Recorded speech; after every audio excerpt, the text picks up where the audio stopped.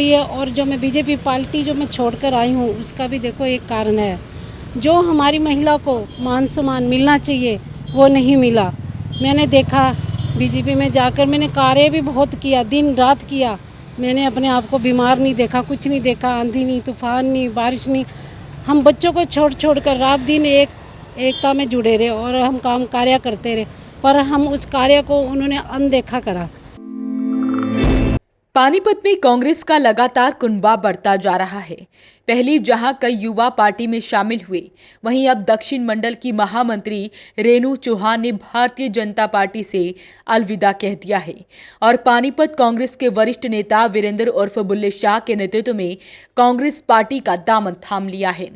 वहीं बुल्ले शाह ने रेणु चौहान व उनके साथियों को पार्टी का पटका पहनाकर पार्टी में आने पर स्वागत भी किया।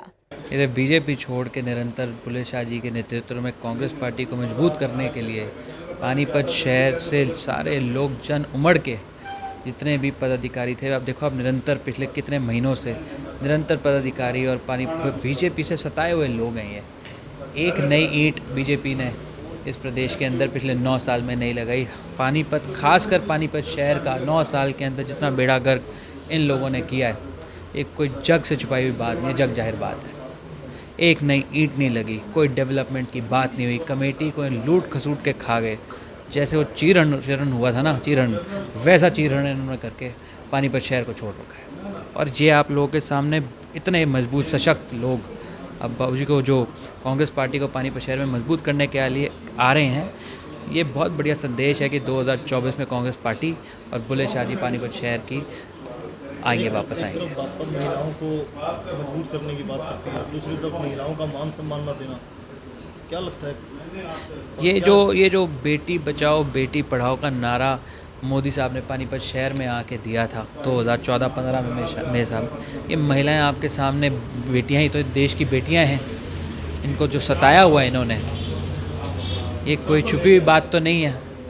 पिछले कितने महीनों से रोज़ कोई ना कोई महिला और सशक्त महिलाएं हमारे यहाँ पे ज्वाइन कर रही हैं, और आप उनके ज़ुबानी सुनिए कितना इनका, मतलब इन्होंने मान सम्मान तो छोड़ो, इनको ये पानी भी नहीं पूछते थे। वहीं जब रेणु चौहान से भाजपा छोड़ने की वजह पूछी गई तो उन्होंने बताया कि पार्टी के अंदर अनदेखी की जाती है, किसी तरह से कोई सुनवाई नहीं होती है और ना ही पार्टी में उन्हें कोई मान सम्मान दिया जाता है।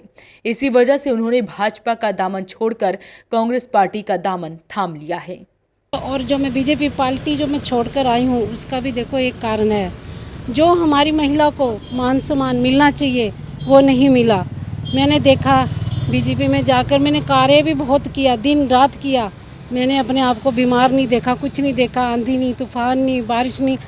हम बच्चों को छोड़ कर रात दिन एकता में जुड़े रहे और हम काम कार्य करते रहे, पर हम उस कार्य को उन्होंने अनदेखा करा। उस अनदेखा को हमें कोई रिस्पेक्ट नहीं दी। यहाँ तक कि ऑफिस में बुलाकर भी कोई इंसल्ट करे तो ये अच्छी बात नहीं है। तो यहाँ पर हमें कांग्रेस पार्टी ने बड़े प्यार से, बुल्ले शाह जी ने हमें बुलाकर हमें मान सम्मान दिया है, तो हम इसलिए आए हैं। देखो, हम कार्यकर्ता मान सम्मान चाहते हैं, जहाँ हमें मान सम्मान मिलेगा और वहाँ हम जाएंगे। और हम भी चाहते हैं देश प्रगति में होना चाहिए। राहुल जी को हम चाहते हैं, हमारा आज का प्रधानमंत्री राहुल जी को होना चाहिए। जैसे राहुल जी देश को, एक दूसरे प्रदेश को जोड़ते जा रहे हैं, हम भी चाहते कम से कम पानीपत को तो एक स्वच्छ पानीपत बनाए और उसको भी एक डिजिटल पानीपत बनाए। तो इसी सोच को लेकर मैं रेणु चौहान आई हूँ कि भी मैं कुछ करना चाहती हूँ, कुछ दिखाना चाहती हूँ। अगर हम पार्टी में निकले हैं, कुछ कार्य करने के निकले हैं, ना कि हम इधर पिक खिंचवाने आते हैं या वीडियो बनवाने आते हैं। नहीं, वो औरतें कोई और हैं जो अपनी वीडियो के लिए निकलती हैं, अपनी पिक के लिए निकलती हैं। हम कार्यकर्ता हैं, हम कार्यकर्ता रहेंगे और सेवा करते रहेंगे। हम चाहते हैं हर महिला का सम्मान इधर होए, और मैं चाहती हूँ जैसे मेरा मान सम्मान हुआ, जो भी लेडीज़ आएगी इधर बहुत अच्छी तरह मान सम्मान होगा।